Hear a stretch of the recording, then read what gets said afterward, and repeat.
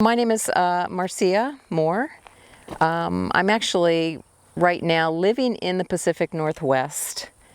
I'm an artist, and I'm very much interested in the repatriation of our lost history. It used to be North America, but now it's globally. So I'm interested in bringing home the history of this planet that seems to be absent. So let's open our ancient eyes. And today I'm in Montana, and I'm visiting Julie Ryder, and I'm here at the Montana Megaliths North, and I'm very excited to be here. I'm honored to be here.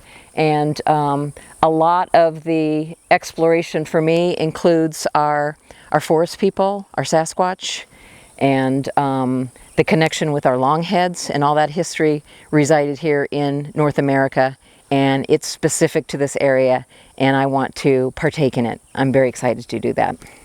My life journey is immersed in the culture, history, and spiritual energies of ancient indigenous peoples of North and South America, and is extending worldwide through my current projects. Many of us ask, who are we? Where did we come from? Why are we here? The answers must lie in the past. Over the last 9 years, I have devoted much of my time creating 3D digital and forensic style sculpture, reconstruction, interpretations of our mysterious ancestors. I became intrigued by our lost ancients through my friend and adopted mother, Maria Pearson, Running Moccasins, Yankton Sioux, who initiated the NAGPRA movement, Native American Graves Protection and Repatriation Act of 1990. My connection with the ancient ones has me compelled to follow in Maria's footsteps by creating artistic images of the ancient indigenous peoples of North America and South America.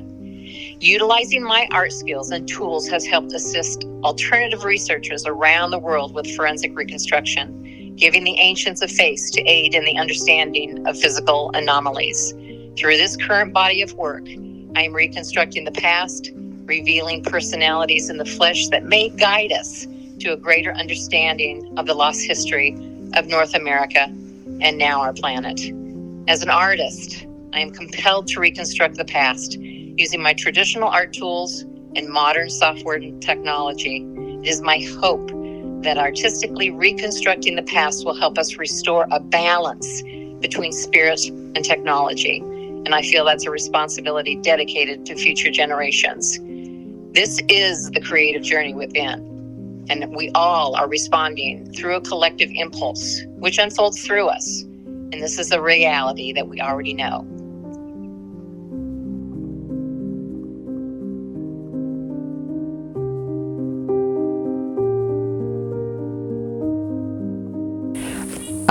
Here at the Montana Megaliths, on the north side, last night when we were here, the lighting was so much different. We had the lighting facing, which would be probably kind of the northeast, and then now we have the light on the opposite side, and we have no light over here. So everything changes. Light is an interesting element to all of the stone structures. So here today we have, what I'm noticing is a wide head, and that's W-I-D-E, wide head, and a long head, and it appears to be more of a, and maybe it's because I'm tailored to this, more of a Sasquatch looking being.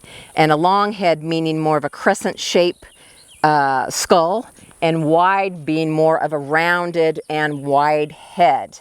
Now, in the Pacific Northwest, there is an anthropological record from the 1800s, and I don't have that in front of me, so we'll have to pass that on to Julie at some point. But it states that the wide heads that I just described and the long heads that I just described lived independently from those that were head binders. Now, in the Pacific Northwest and all over North America and all over the world, there were people that were emulating the head shape of the elongated skulls. Excuse me. So you had people that were from birth reshaping their heads. So, and they were emulating something. And so that reference just states that those lived independently from those that were head binders. You tell me. That's a wonderful reference. And it has been, I noticed this about 2 or 3 years ago, but nobody has caught up to that. So maybe now that we have it in film and on photo and with Julie at the Montana Megaliths, maybe we can now have people open their minds to the next possibility. Open your minds. There's a lot going on here. So again, specifically last night with the lighting a little bit differently, we had this structure that presented what appeared to me, and I'm always going to say what appeared to me because this is important. Perception is important with knowing, basically understanding who you are. And that's what all this is understanding who you are. And when you understand who you are, then you understand where you live. So last night we saw what appeared to be these very tall Sasquatch, for lack of a better word again, women with babies, holding babies. And today we have different lighting, and now it looks like they're almost cloaked in a blanket. And it's presenting itself in a different way. And then again, as you get a little bit closer and at a different angle, it presents itself as an entire Sasquatch face. I have to ask myself, since I'm here, is this, it's like this whole megalithic area, the North megalithic area, it's like it's just presenting all of these forest people, all of these Sasquatch, all of these entities that are probably just a hairline density away from us.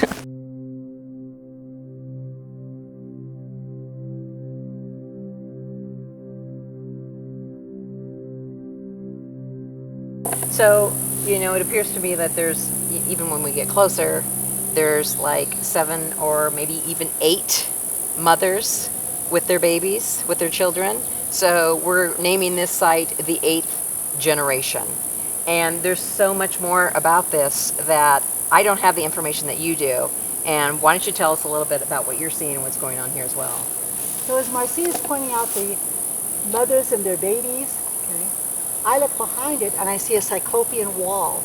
It's a perfect 90-degree cut rectangle with 2 blocks above it, and the split comes right down the center, exactly like it was constructed. That was a constructed wall behind the 8th generation.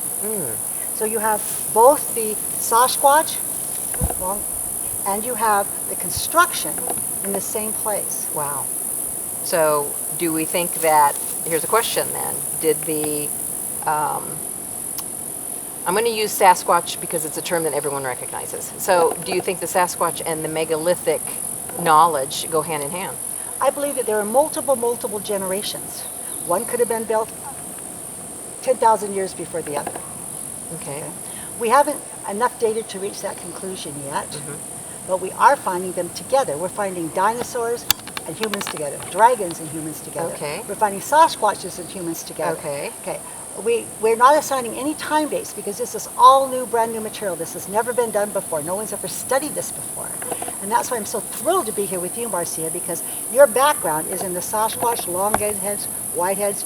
You've done anthropological studies. You've spent a lot of time in the indigenous world, hearing the stories. You understand that huge piece of it. And in the Montana Megaliths, we're bringing that piece of it together with, in the same area, there are dragons, dinosaurs, elongated heads, stamped into. There's geosculptures of them looking from Google Earth. They're all over this. Just found a huge Sasquatch from Google Earth, only seen from above. They populate this area, as do other hybrids, indigenous forms, humans, human hybrids, and we even have a lot of ETs, what we know as extraterrestrials, covering these mountains. They were here once, and they left their faces so they could be remembered.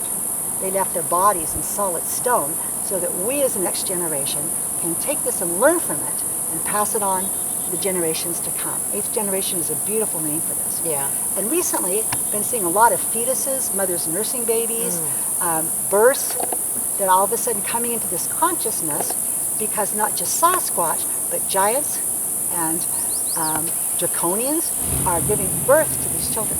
That's phenomenal information, Julie, really it is. I'm also curious, and I know you've been doing this for how many years?